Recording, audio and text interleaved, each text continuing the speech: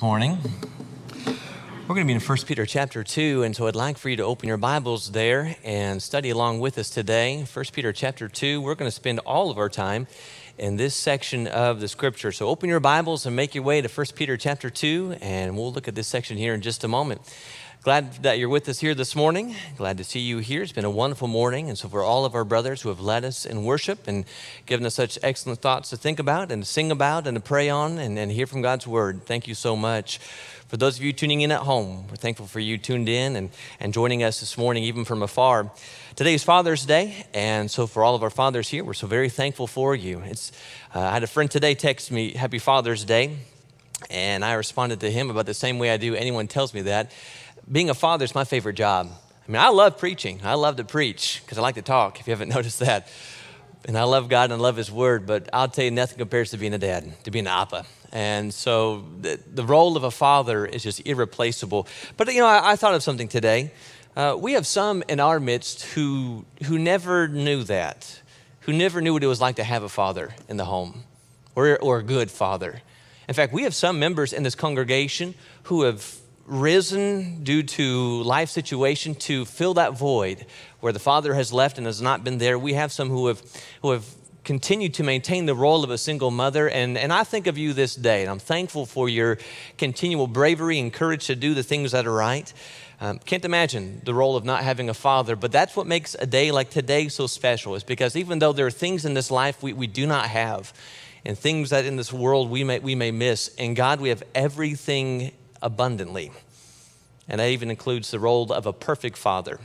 And that's something worth thinking about today. We're going to wrap up our series that we've been talking about, and that is seeing the world from a different perspective.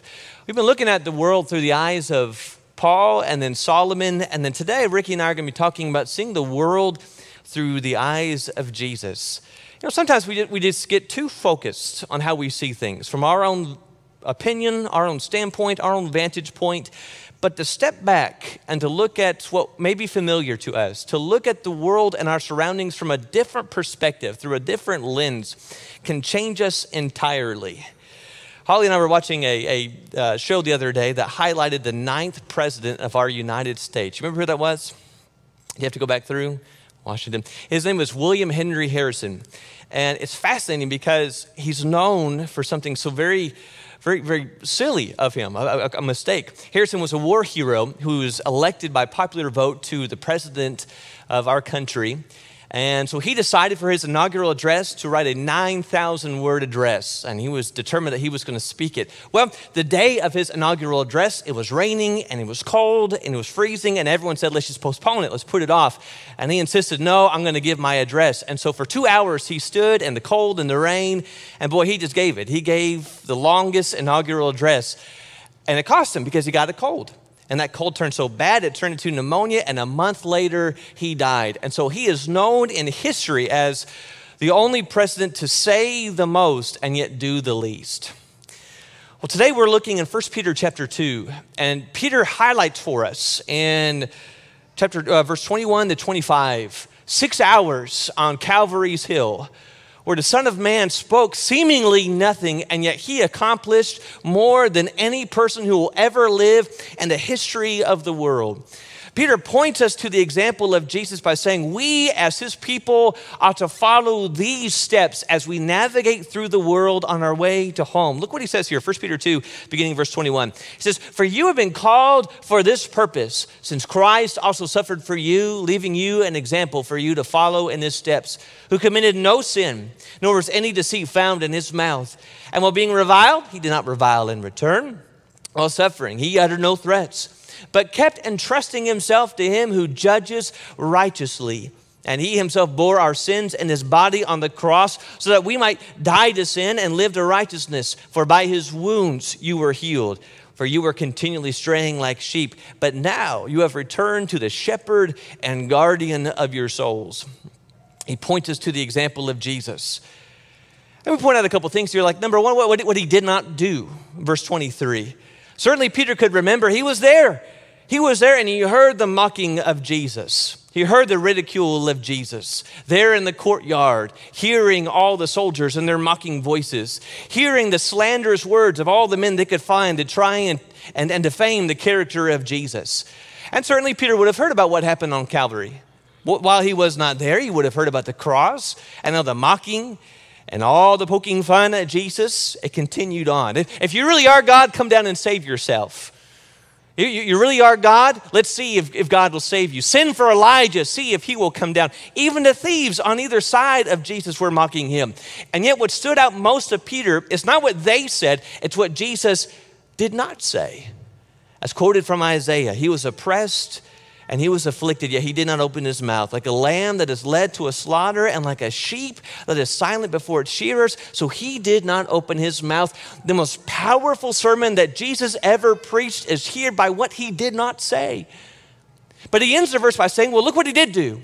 Look what he did do. He entrusted himself to his Father, to him who judges righteously. That word entrusted means to hand over to someone.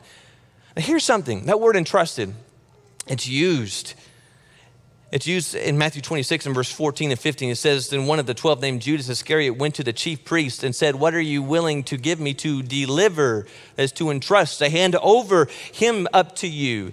And they weighed out to him 30 pieces of silver. The same word is found with Pilate, that he handed Jesus over to them to be crucified. Now here's a thought. Judas, the high priest, even Pilate thought that they could just hand Jesus over to whomever they wished. But what did Jesus do? He handed himself over to his Father. In other words, what he did was he trusted in God, his Father, who will answer and vindicate and deliver him when the time was right. And so Peter begins this whole section by saying, this is about you.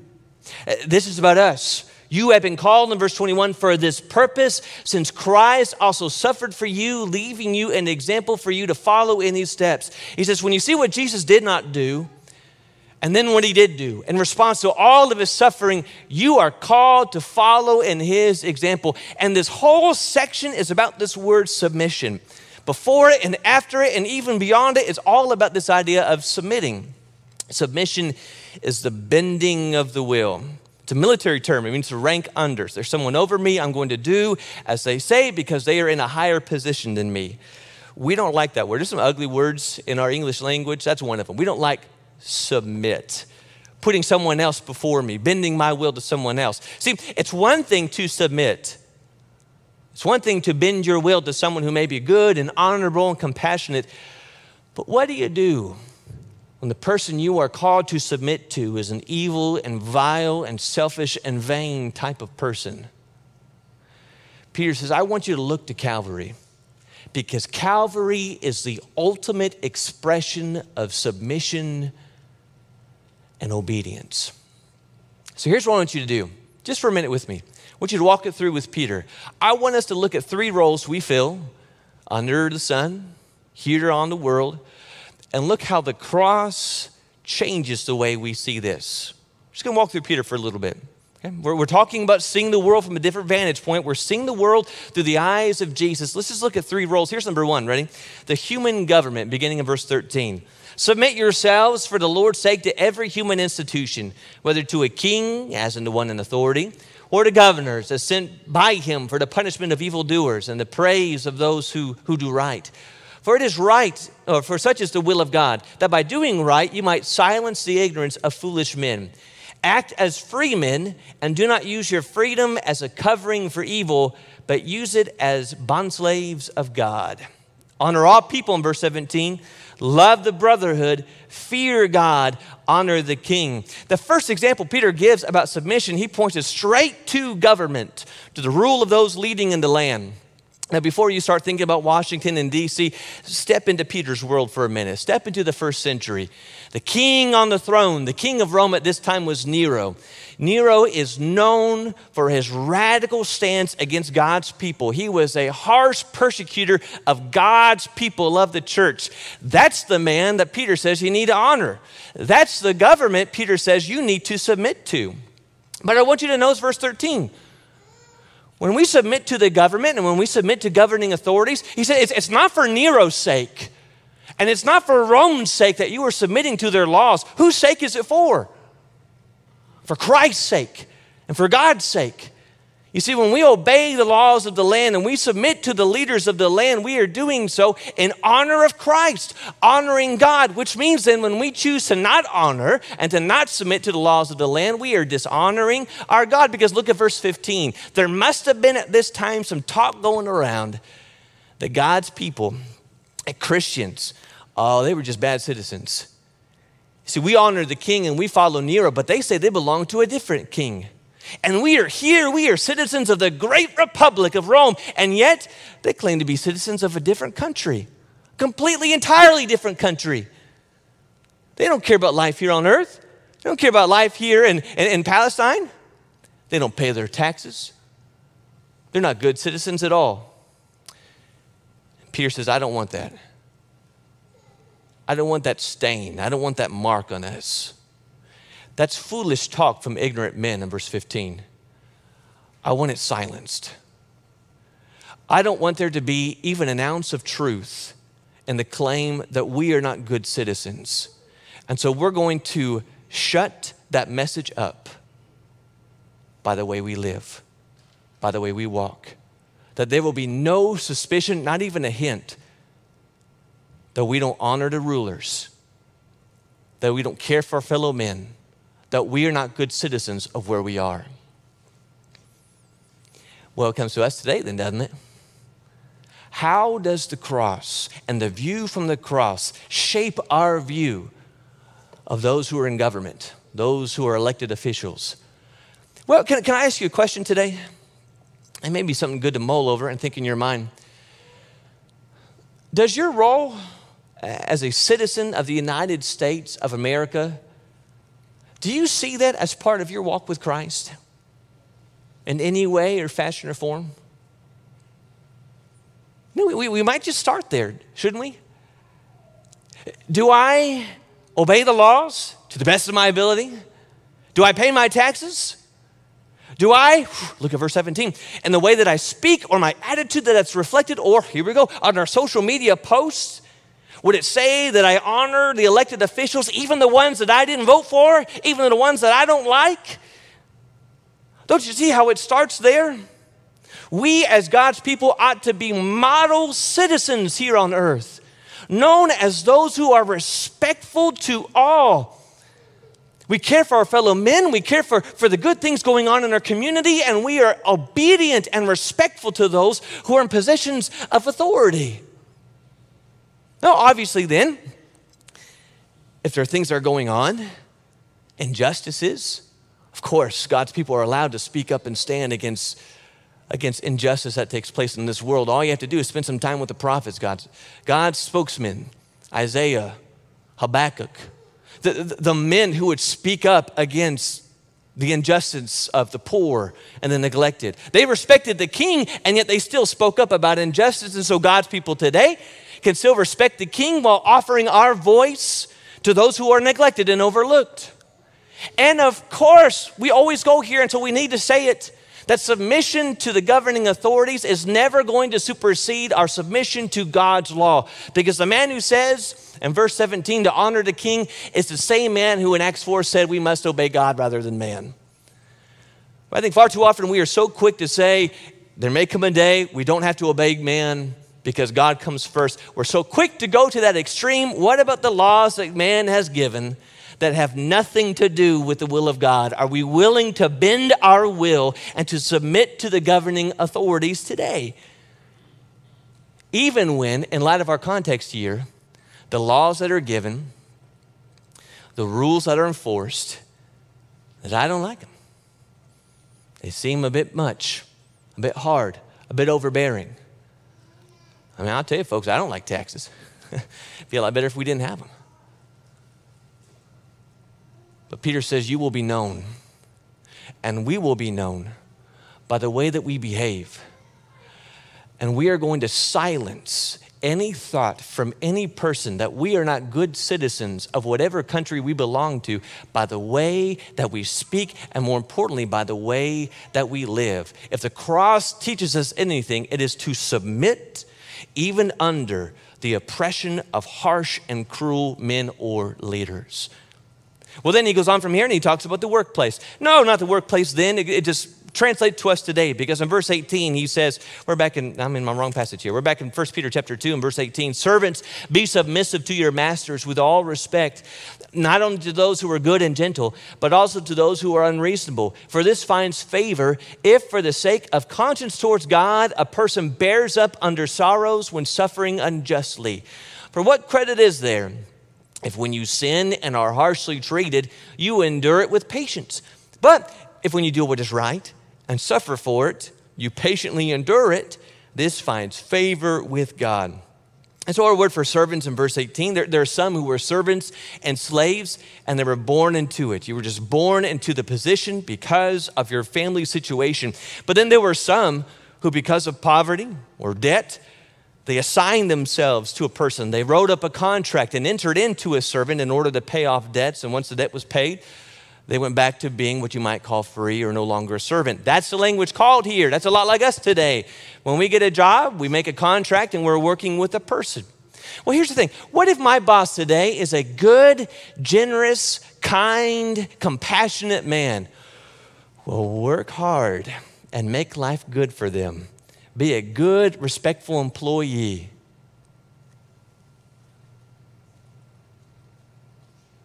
But what if they're not?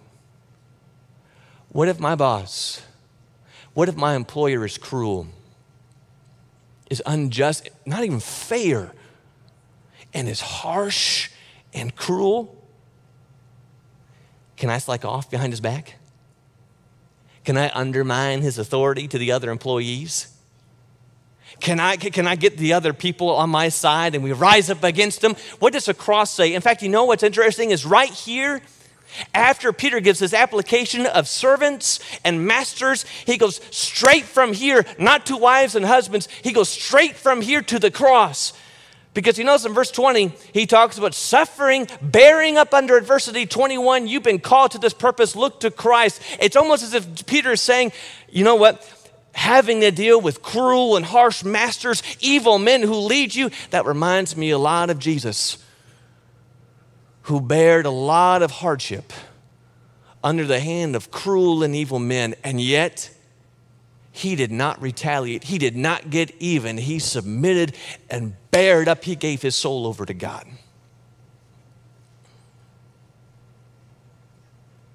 And that's what you've been called to too. Now it could be, if you look in verse 20, it could be, or in verse 19, I'm sorry, it is verse 20. Verse 20, it could be that I may be getting some harsh treatment from my boss because my work ethic is really bad. And so if I'm showing up late and leaving early, if he comes by and I'm always on Facebook when I should be doing spreadsheets, when I'm taking 2-3 hour lunches when I'm supposed to have about 30 minutes, well, Peter says, you're getting what you deserve. And so if you're getting punished, it's no good for you to say, well, I'm suffering under the hand of God. No, you're suffering because you're a fool and you're acting like a fool. But he says, what if that's not the case? What if we're working hard and honest and we're doing the right thing and we're coming in and we're spending all of our effort doing what pleases the boss. We're doing our work diligently and yet we're pressed for it. It might look like this. What if I'm passed over for a promotion and I deserved it? What if I'm not given the raise and I earned it? What if because I am a Christian, I'm treated differently for it? And I know it. There's some things I'm not allowed to do. They treat me differently. They don't let me in on certain opportunities because of who it is that I am. What then? Peter says, I want you to look to the cross. What do you do when unjust men are leading you? What do you do when your boss, your employer, your master is treating you harsh and cruel? What's the answer? What's the cross say? You submit. You do your work and you do it well. And you work well, realizing you're not just working for man, you're working for God, Colossians 3.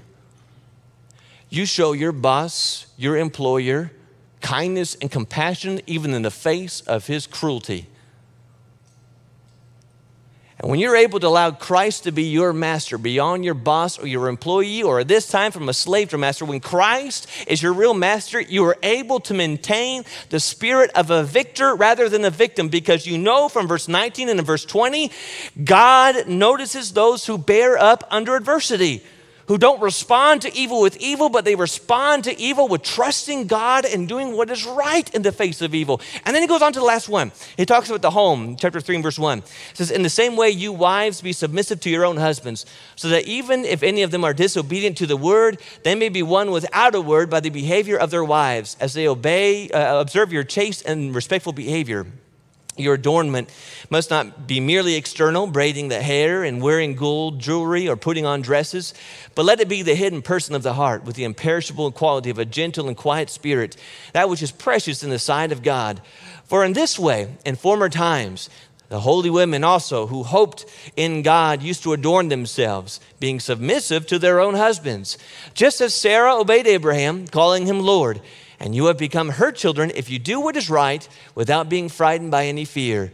You husbands, in the same way, live with your wives in an understanding way, as with someone weaker, since she is a woman, and show her honor as a fellow heir of the grace of life, so that your prayers will not be hindered. Do you see how he's taking the example of the cross and just starting to put it in its place in our different avenues of life?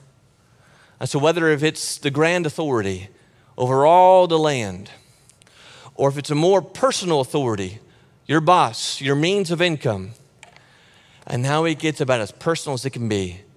What about the home? What about your mate? He talks about wives, and again, brethren, we got to step into the shoes of what's going on here in the first century. Wives were not given the freedom and the liberties of what we had today.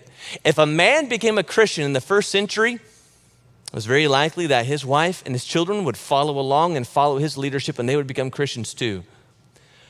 But if a woman became a Christian, her husband he may become a Christian and follow along, but there was also a chance he wouldn't.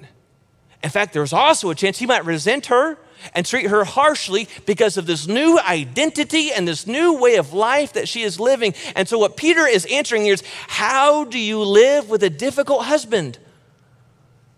Can you see how that might have application for some today? No, we're not in the first century. No, the relationship and view towards women is not the same as it was then. But don't you think this is a pertinent question for some today? How do you live with a difficult mate? How do you live with a difficult husband? What does the cross say? Well, I'll just leave them.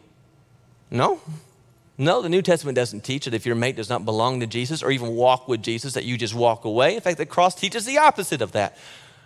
Well, I'm going to just make life as miserable as I can. He talks about that gentle and quiet spirit here. I'm not going to talk to him for a week. The silent treatment, I can do that. I can apply Peter's passage right in his face.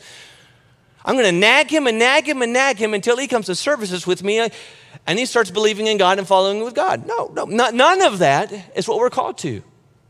None of that imitates what we see Jesus on the cross. He says it's not about your words, and he talks about the outward appearance. It's not about trying to manipulate or influence simply by your beauty, which is a powerful tool in the hands of a woman.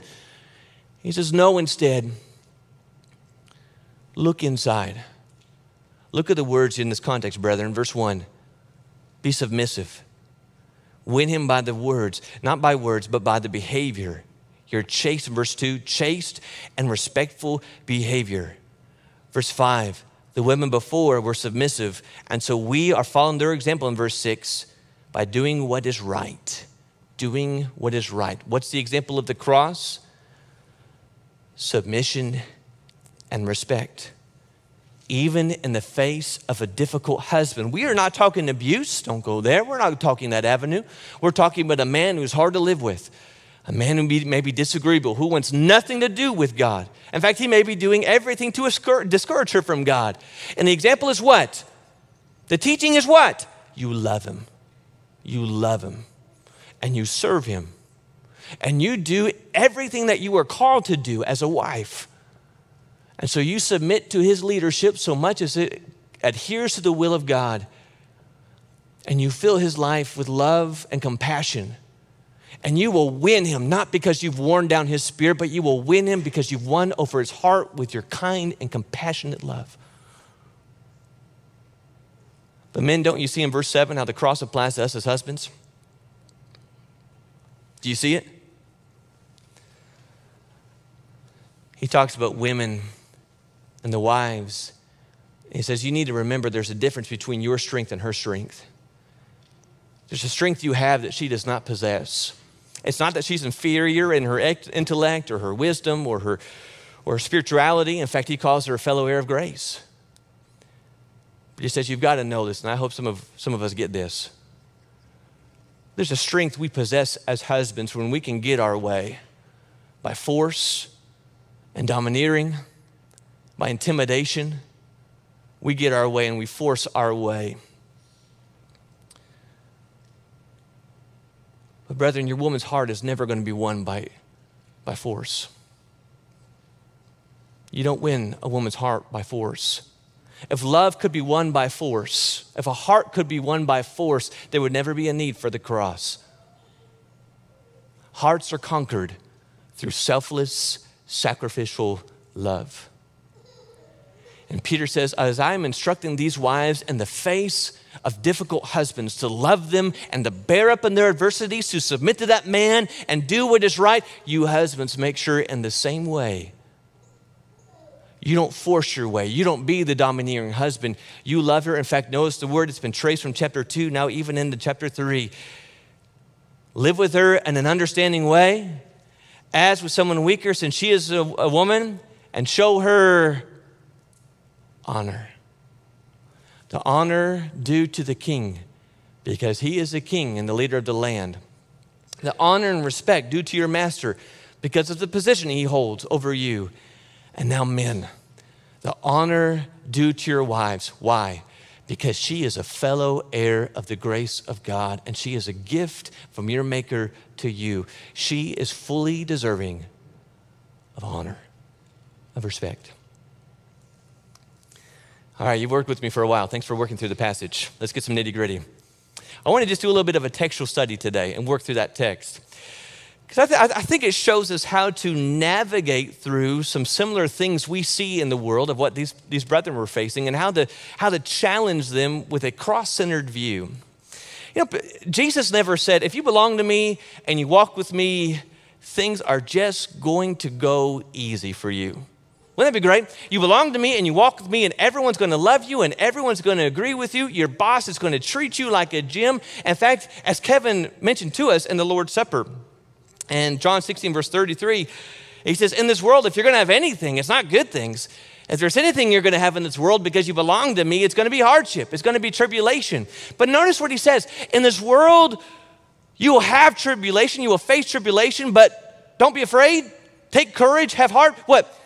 I have overcome the world, which is Jesus' way of saying this. In this world, you will have tribulation, but don't be afraid, because in this world, you have me. And I've overcome the world. Or from what we see in 1 Peter 2, don't be afraid. I've shown you how to do it. I've shown you how to overcome. I've shown you how to face those difficult tribulations and to win, to overcome. Now let's just end with this. Two thoughts back from 1 Peter. 1 Peter 2, he says in verse 21, for you've been called for this purpose. That's how we all introduce this thought. You have been called to this purpose. What are we called to? Here we go. Number one, you've been called to rebuke the critic. There will always be voices of criticism against God's people. There always has been. There always will be.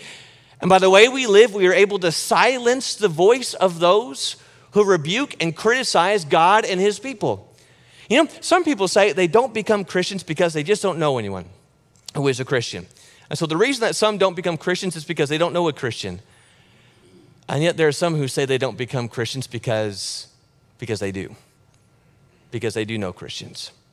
You know, I think for some of us, we would say, oh, if they could just see us here, if they could see us right here on a Sunday morning, if my neighbor or my coworker or my boss, if they could see me here, if they could see us here, there would be no question. They would see the sincerity of our faith and our worship and our devotion. They would get it and it would click. You know what the problem is? They don't see us here. They don't see me here. They see me as a neighbor. They see me as a coworker. They see me as a father or as a husband or as a citizen.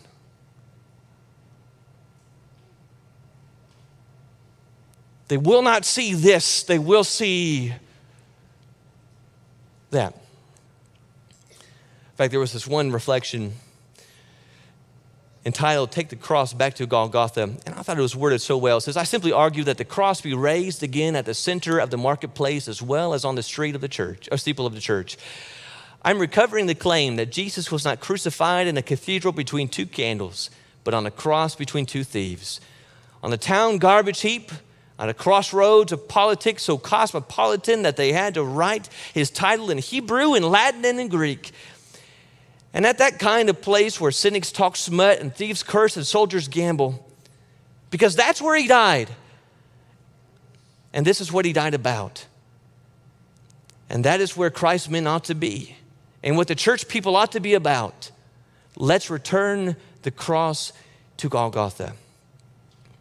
I think the point is vividly made. God specifically designed the cross to be raised in the most ugliest and vile places on the earth on purpose, brethren. And if there's anything this world needs now, it is the cross, the message of the cross. Can you think for a moment? Forget the politics. I don't care about the politics. I don't care what side of the aisle we're on. Can you put your finger on the pulse of what's going on in our country and see how the answer is not speaking louder and shouting louder and getting people on a certain side of the aisle, but the answer has and will always be in the cross. Because the cross was the answer to injustice. The cross is the answer to prejudice. The cross is the answer to racial pride and hate. The cross is the answer to evil. The cross is the very reason that Jesus came to do away with all of Satan's works. And so if there's any message, if there's anything people ought to see in us, it is a cross. And we will silence the world. We will silence the criticism, Peter says, through the way that we live. But that then demands of us that we then reflect the cross. I read this week about a little boy. His name was Matty Levo was his name, 9 years old. He and his dad were driving in an 18-wheeler, and his dad had a stroke. While they're going down the highway, had a stroke, passed out. And so the truck started to swerve and the drift and started banging up against the side. Well, this 9-year-old, 9 years old, I need to teach Benjamin how to do this. 9 years old. He reached up and he grabbed a little radio in the cab and he just started calling for help, help, help, help. Well, someone heard it. And he talked to the boy. And he said, here's what you need to do. You need to turn off the keys to the ignition and I'll come find you. And so he did. He turned off the keys. And sure enough, the guy was just on the other side of the highway and saw this truck slowly banging its way down. And so he spun around and they came and he jumped out of his car. The truck was slowing down and he came in and he put on the brakes. And Matty saved his and his dad's life. Well, afterwards, a news reporter heard about it and he came to Matty and he said, well, how did you know what to do? He said, it was simple. I just needed to do what my daddy would do. I love that. Why do you do the things you do? You ever ask that why? Why do you respond the way that you respond when people treat you cruelly? Why do you feel the way you feel when you see things the way we see them, like on social media? It makes your blood curl. Whose example are we following? Don't you see that from Peter? He said, everyone in the world, they always act the same. They all do. And that is, when someone treats you bad, you treat them bad in response. Evil is met with evil, and darkness is met with darkness. But that's not who we are. That's not who we're called to be. In fact, the last verse in the section here about Jesus, in verse 25, did you notice what he said? He started by saying, you've been called for this purpose. You've been called to follow these footsteps. And notice how he ends it. Did you notice it? For you were continually straying like sheep, but now you've returned to the shepherd and guardian of your souls. Well, what's that mean? Why do you end that? Follow like Jesus, who suffered. And by the way, you wandered off and he came for you. Do you think maybe what Peter is saying is the next time you're hurt by someone, or the next time you're cursed by someone, or the next time you're met with unfairness by someone who cheats you, or the next time that someone just gets in your face and treats you harshly, you remember something. Remember Jesus who suffered and how he suffered. But remember, you were there too. We all ran away. We all were off wandering. And he came for you. And he went to the cross for you. And if Jesus came for you and gave his life for you, do you think perchance that maybe Jesus came for them too? And rather than seeing them as Satan angels in the midst of the spiritual darkness, maybe if I looked at the agitators in my life as simply sheep that are wandering away, maybe I can be the one who helps draw them back. And maybe that's part of what it would mean to bear my cross every day. And every day, wherever I am, the message and the mindset of the cross shapes the way I live. It shapes the way I face adversities. It changes the lens through which I see people. Through the lens of Calvary, through eyes on the cross, it changes the way we see the world. Do you think if people saw the cross more through the way we live, they might change the way they live? Do you think if people saw the cross through the way that we behave, that they may be more inclined to ask more about Jesus? Do you think if people saw the cross in the way that we lived, little by little, neighbor by neighbor, we might change this world, bring a little more light in the midst of darkness? That's the way of the cross. You've listened so well today. Thank you so much. Think on it. Peter's words are better than mine. Let's go back through and read these again. But thank you for journeying with me. If you're here this morning and you need some help in your walk with God, you've come to a good place and we'd love to help you. So if we can pray with you or talk to you or just encourage you in your journey, why don't you come up here? Let's help you. Let's do it right now as we stand and as we sing.